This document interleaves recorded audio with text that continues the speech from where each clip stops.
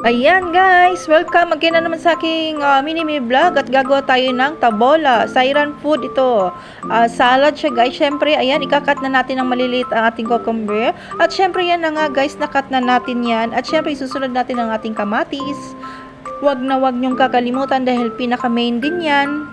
At syempre, ihalo natin yan sa isang lalagyan. At syempre, pagkatapos yan ay ang parsley. Ganon din, hiwain din natin na maliliit. Diba? Small.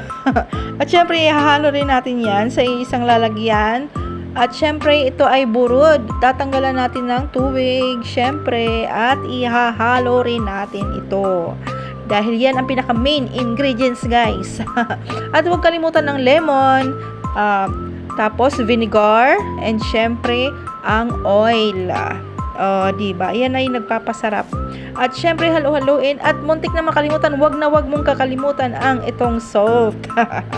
Ayan guys, muntik na makalimutan. At syempre, magre-ready na rin tayo ng lettuce. Dahil importante rin ito. Syempre, ipi-plating na natin maayos ang lettuce. Ayan nga. At para ma-ready na at mailagay na natin ang ating tabola. At ayan nga guys, ilalagay na natin. Charan! Diba? Easy lang to guys. Ito yung salad. Ayan na ang aking Sairan Tabola salad. Thank you for watching guys. Love you!